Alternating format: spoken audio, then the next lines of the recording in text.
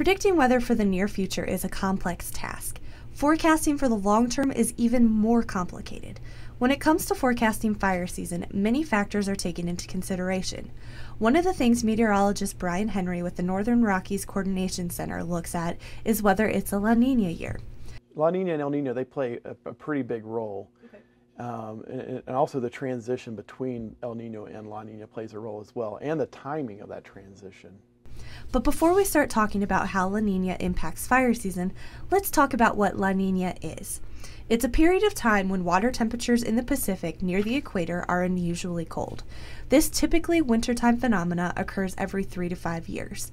Here in Montana, La Nina brings colder and wetter winters, and if it persists into the summer, hotter and drier conditions. This past winter, we had a strong La Nina in place. Meteorologist Bob Nestor with the National Weather Service says his team was watching the La Nina build last fall. This year happened to be a little bit cooler than normal, so we had a lot more in the way of snowpack. Typically we do have above or at or above normal snowpack during La Nina years, and this was the strongest La Nina since 1989. So now back to the original topic, fire season. What do forecasters expect during a La Nina year?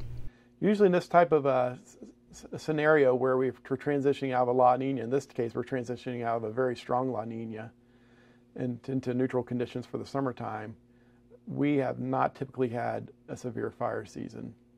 The only caveat to that was the fire season of 2000, which was a bad fire season for the Northern Rockies region. Now there are two reasons scientists hesitate to draw direct relations between La Nina and an inactive fire season.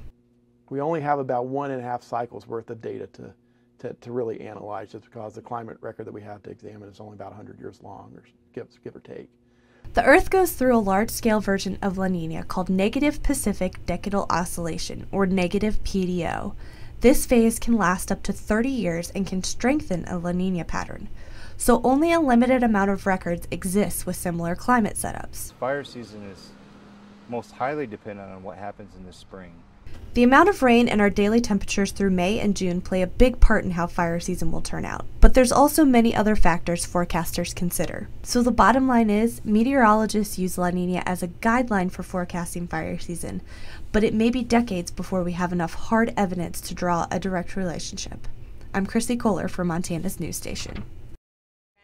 For air quality specialist Sarah Cofield, the day starts by gazing at the sky.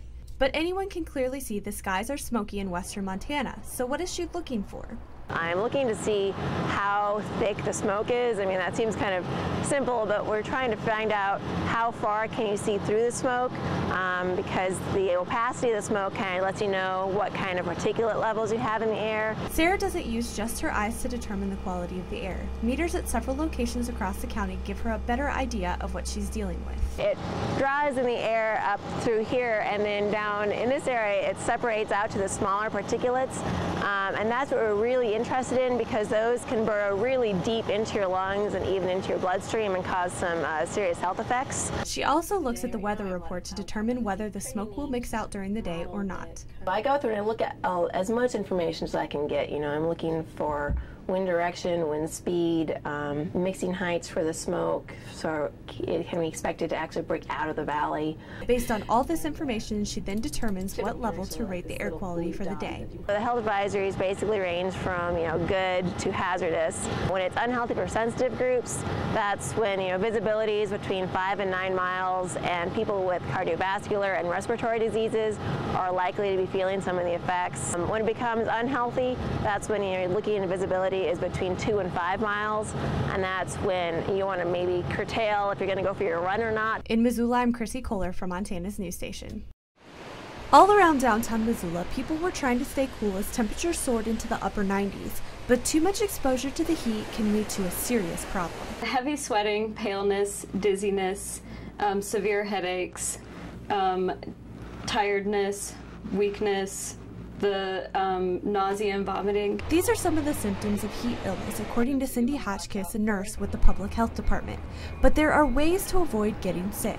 Seek out air-conditioned environments. There's lots of public places where you can go and get air-conditioned, an air-conditioned environment. Plan out your day. If you're going to be doing any strenuous activities outdoors, it's better to do them in the morning or in the evening. If you're working outside, dress for the weather. try and wear lightweight clothing so that they can keep their body temperature down. If you're playing at the pool, wear your sunscreen. Whenever you're really sunburnt, then it can help increase your body temperature and it can put you at higher risk of developing heat exhaustion. And the most important tip, stay hydrated. What happens is you're getting hot is that your body is sweating a lot, and so you're losing a lot of fluid.